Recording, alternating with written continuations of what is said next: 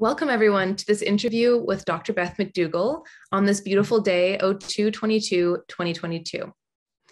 We're covering the topic of resonance today, and this message of resonance and unity that Unify stands for is so deeply aligned with Dr. Beth's message. For those of you who do not know Dr. Beth, she is a medical doctor in practice for over 2 decades. She is founder and medical director of Clear Center of Health in Mill Valley, California, where she specializes in helping patients with chronic illness and neurodegenerative disease. She's advancing a new medical paradigm, one at the intersection of medicine and contemporary physics, to transform the practice of medicine. She has a brand new book that's launching today called Your Pristine Blueprint: The Missing Key to Longevity, Reversing Disease, and Radically Transforming Your Life. I've had a chance to peek at the book personally, and I have to say that it is truly groundbreaking. It offers profound wisdom, concrete practices, and solutions for our health on all levels, bringing together ancient wisdom, contemporary physics, and Western medicine, truly transforming the practice of medicine as we know it. So I'm so glad you're here with us today, Dr. Beth. Thank you so much for joining us. Oh, thank you, Sadie. Thanks for having me. Yeah, and so you've been talking about this day, 02/22, for a while. Could you tell us a little bit more about that? Yeah. Oh, so many reasons why this is an important day for me. I mean, of course, numerologically it is. And but first, I actually want to honor my former husband, Rob Constantine, who died 3 years ago, suddenly. He was the picture of health, absolutely the most radiant, joyful being. Didn't even have a gray hair on his head. We always thought he would outlive us all. And he just had a cardiac arrest and died. And he was all about 222. It's fascinating. Like he would text myself or his friends, oh, it's 222. He was always aware of 222 on the clock. And then his birthday is 2/2. And then he died on 2/22. And it's 3 years anniversary today.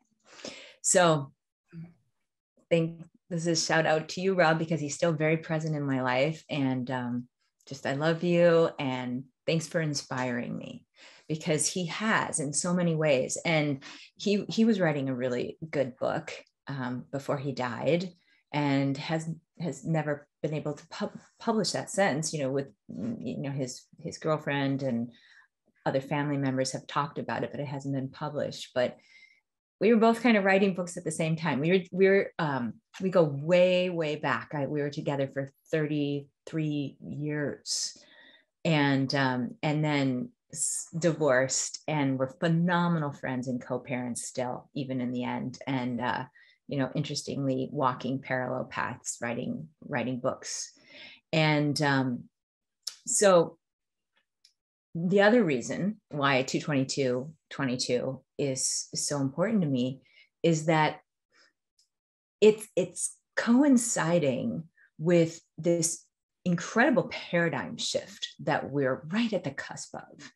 And so I feel like this is the day that we're kind of opening the door, and people are getting a glimpse through to a deeper understanding of the nature of reality.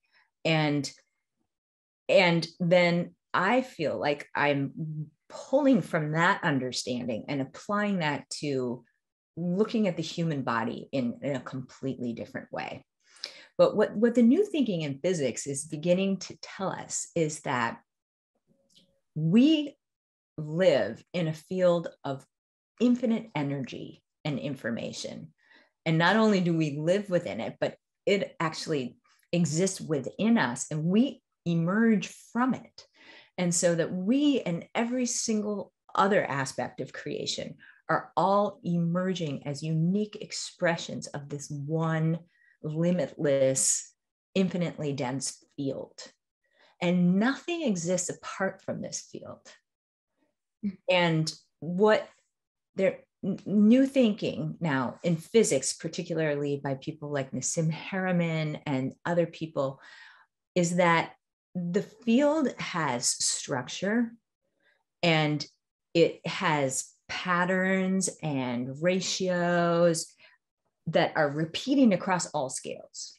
So you have from the infinitely small quantum scale all the way up to the cosmological scale, kind of similar ratios and patterns of information, basically, that are repeating.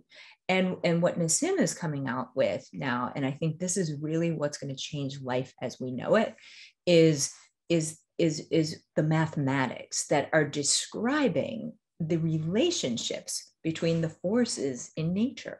So what he's been showing us is that electricity and magnetism and weak force and strong force and gravity are all different aspects of one thing, and they're related to one another mathematically.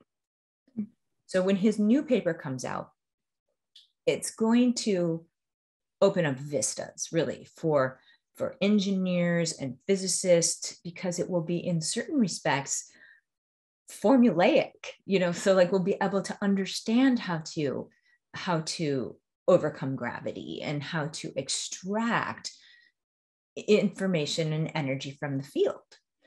And so that'll change how we move about, how we, our transportation. It'll change the way we drive energy. It's going to change agriculture and how we send information throughout the field. And it's really going to change how we approach the human body. And so so this deep dive I've done into physics over the last, let's say, 15 years has really been an effort to get at the most fundamental layer of causality with people's health. I went through a health challenge of my own in 2004, and kind of took me on an 8-year journey of really trying to unwind that. And I've been dedicated to helping people get to what I think is the deepest level of causality with their health. And what I mean by that is like, what's the nidus? What's the root? What's causing the dissonance to manifest in a physical health challenge? And how do we get at that? How do we unwind that? And so what influenced my thinking were these couple concepts. One, that we exist in this field of energy and information. We're part of it. We emerge from it. And two, that matter, all matter, including our own physical form, is not static. It's literally forming and annihilating trillions of times per second. And so how is that possible? How is that possible that something as complex as the human body is forming and annihilating every trillionth of a second? Mm-hmm. And we have 37 trillion cells, each with billions of chemical reactions happening every second in a coordinated manner.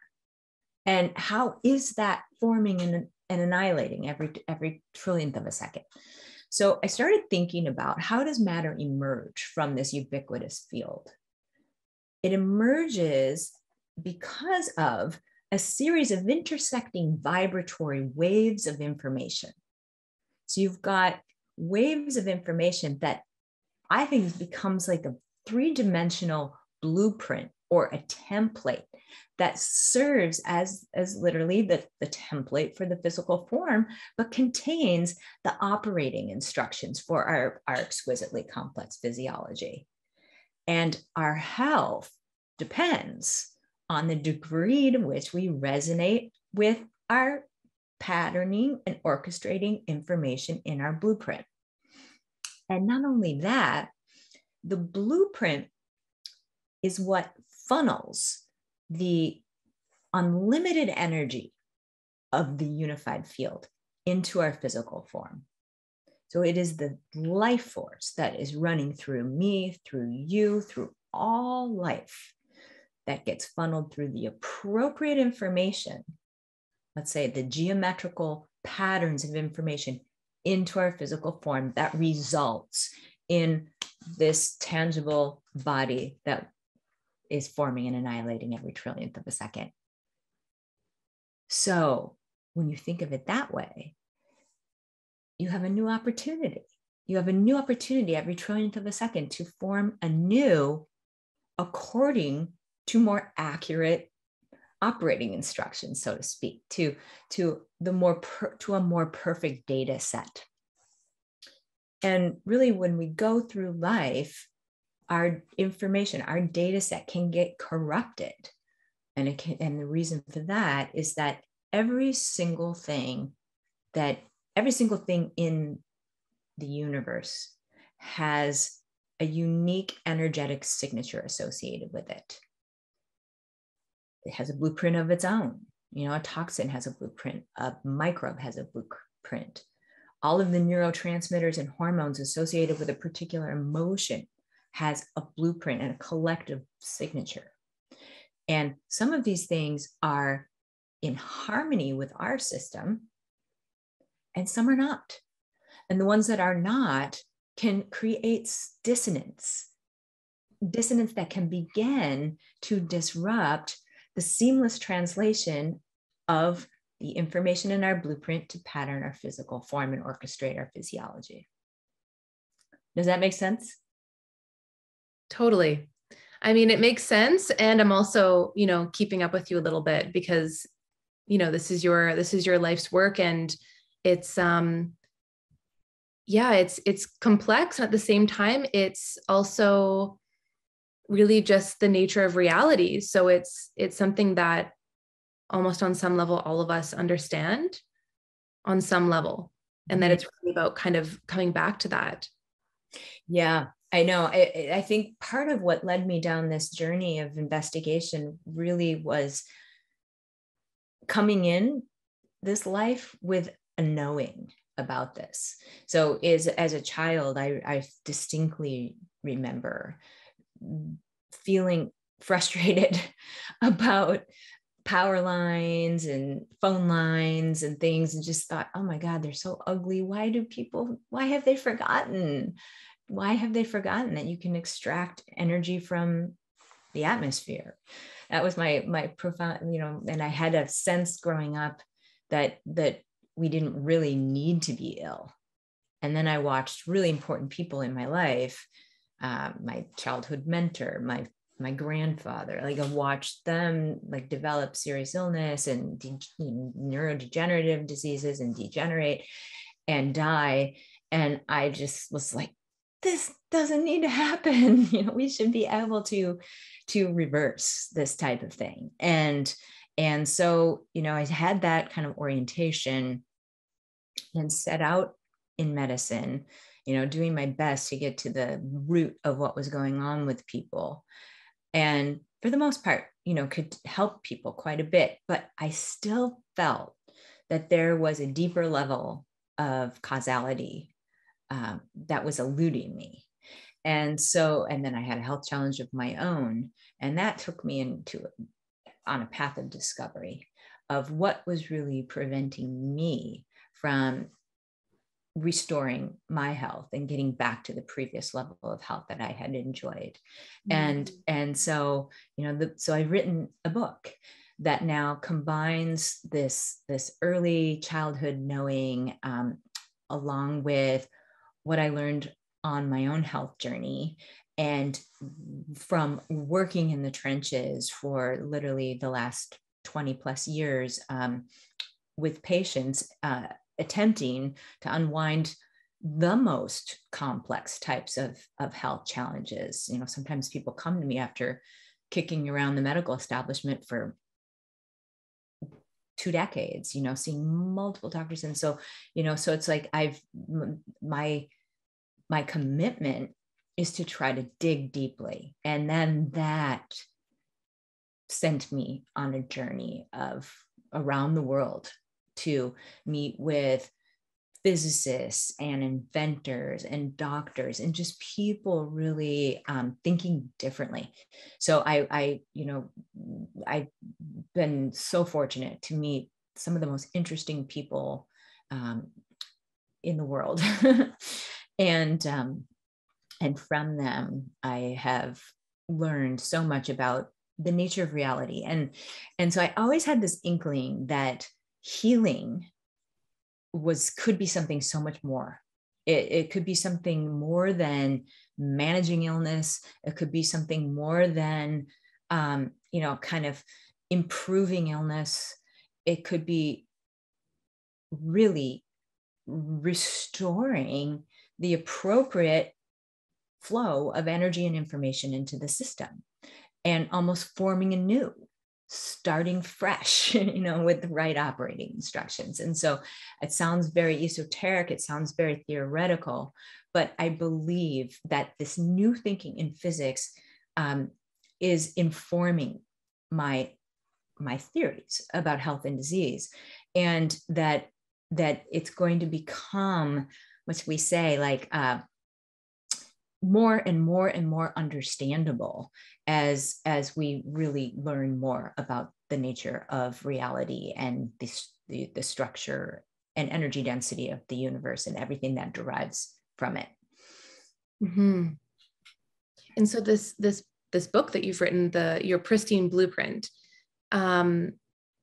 could you tell us more about what a pristine blueprint really is, and how, because what you're saying right now around these different concepts and ideas, and also the ways that you've been able to not only heal yourself, and then also help so many other individuals heal. Mm-hmm. With this book that you've written, it now kind of almost puts the power back into the reader's hand, the individual's hand. And so how can the understanding of the Pristine Blueprint really impact people to feel more empowered in their health journey? Great question. So the first part of the book, I am laying out this kind of new thinking, and the reason for that is to allow the reader to have a new lens through which they can look at all of the choices that they're making in the different aspects of their lifestyle, and then have practices to clear dissonance that has accumulated as they've gone through life. And so we're breaking down the kind of understanding about the unified field of energy and information, and then this concept of this three-dimensional template, or what I call your pristine blueprint, that forms at the moment of your conception. And our blueprint is influenced by many things, but of course, our unique genetics, but also kind of the imprint of our soul and astrological influences at the time of our conception. There's many factors, but there's a uniqueness to our blueprint that really allows us to form into a being that is going to be able to have the life experiences that it needs to learn what it needs to learn. And so this blueprint is the template that's going to guide our growth and development as an embryo. It's going to guide our growth and development through life. It's going to have the operating instructions for our complex physiology, and it's going to guide the flow of the life force into our physical form. And so this is happening, that there's like a translation of this blueprint every trillionth of a second into our physical form. So the main factor that's going to determine the rate of our aging, the vitality that we experience, and whether we can reverse disease, is how well we're resonating with this patterning information of our blueprint, mm-hmm. and how well the life force energy can flow through into our physical form. And so the book outlines practices and ways of making different choices in every aspect of our lifestyle, from the food that we eat, the water that we drink, the relationships we choose, the thoughts that we think, and the emotional responses those thoughts generate, because all of these things are going to impact how well we resonate with our blueprint. And so I think when someone has a new lens through which to view these decisions that they're making, they can consistently make choices that are going to enhance resonance with their blueprint. And there are practices that we talk about in the book, that I talk about, that will help to transmute dissonance that's occurred. You know, states of consciousness that are of a high vibrational nature can transmute dissonance and restore greater resonance with your blueprint in the field. And when you say dissonance, what are the different kind of things that can enter into that category? Well, like everything has an energetic signature associated with it. That is literally why it is the thing it is. You know, it's almost like the data set. It's the template that allows mercury to become mercury, or, you know, a strep bacteria to become strep bacteria, or, you know, the norepinephrine or adrenaline to become adrenaline. So it's some signatures are that collect in our system are in harmony with our field and with our blueprint, and some create dissonance. And it's almost like very simple example would be a solar panel is extracting energy from the sun and producing electricity, and then a cloud moves in and blocks the amount of energy the solar panel can extract from the sun. Well, you could think of the cloud as the energetic signature of a toxin. So if we have a lot of that in our system, we're going to block the flow of the life force energy into our field. And then can things also like, because a toxin is almost like a physical thing on some level, can non-physical things like thoughts, emotions, experiences also be considered part of that dissonance? Yes, and they have a physical correlate. So I think about, if you have a thought, the way that thought affects you is via the kind of cultivating an emotion. So you have a thought. Okay, let's just give an example. Like someone hurt you in some way, and then you feel something related to that thought, like you feel anger or something. That the reason why you feel anger is because that thought engendered the release of a particular cocktail of neurotransmitters and hormones that have a physiological response in your body that feels like anger. You know, there's going to be a whole different cocktail if it's sadness, or a different cocktail if it's a feeling of like joy or love. And Dr. David Hawkins calibrated. He did kinesiology testing, but he really was the best at that and very scientific about it, and tested, you know, multiple people over many years and actually taught people to test. And there was a lot of consistency over time. And what he did is he was able to calibrate the vibratory rate of emotional states. And certain emotional states were life-giving or strengthening to the body, and others were weakening to the body. And he calibrated emotional states on a logarithmic scale, and basically showed that those over 200 were strengthening, those under 200 were weakening. And so emotional states of anger, for example, you know, or shame, or, you know, incredible sadness are low, and they begin to create, because of the cocktail of neurotransmitters associated with them, some kind of chaotic reverberations that interfere with the seamless translation of our blueprint and the seamless flow of life force energy into our field.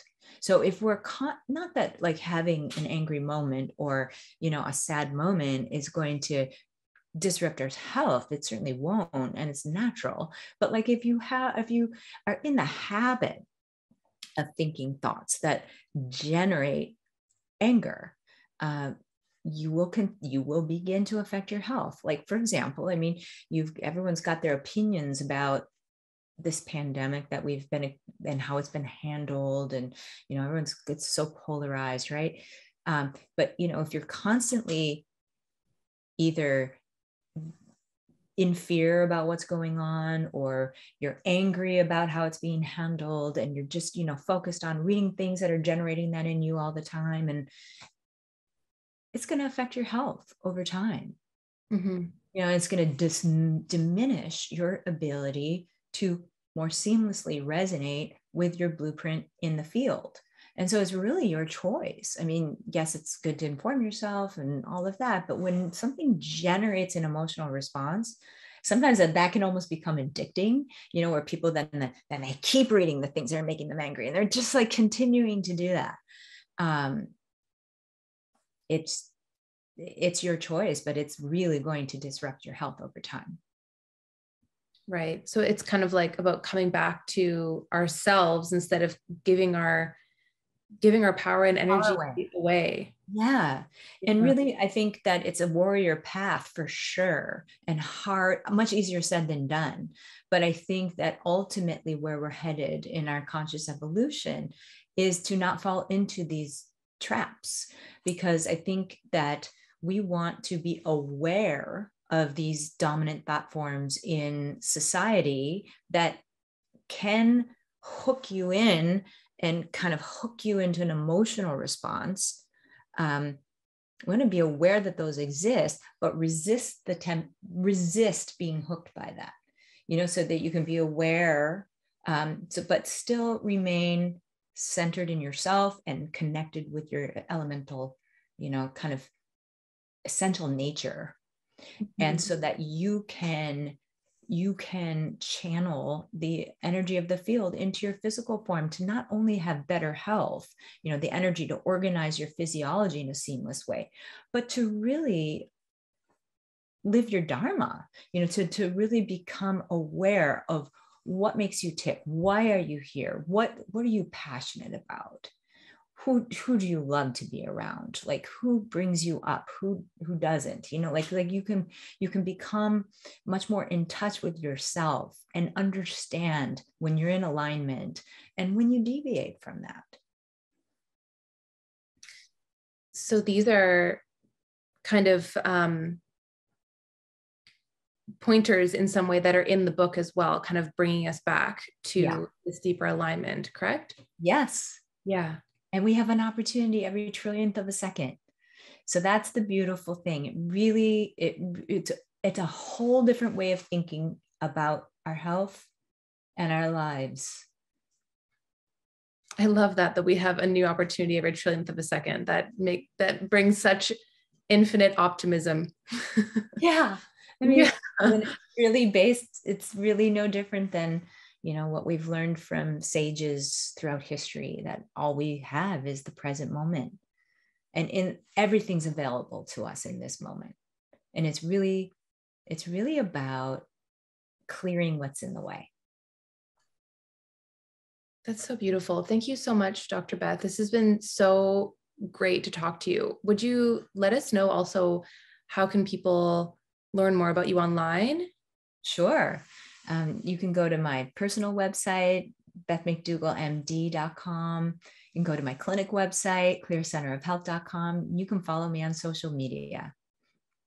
Great. And then also the book is out today, which is so exciting. Yay. Congratulations. This is so incredibly exciting. Thanks. And it's available on Amazon, correct? Yes. Great. Audible, Amazon. Yeah. There's an audiobook as well. Yes. Great. It's very exciting. Thank you so much for joining us, Dr. Beth. Thanks, Sadie. Really nice to be here with you.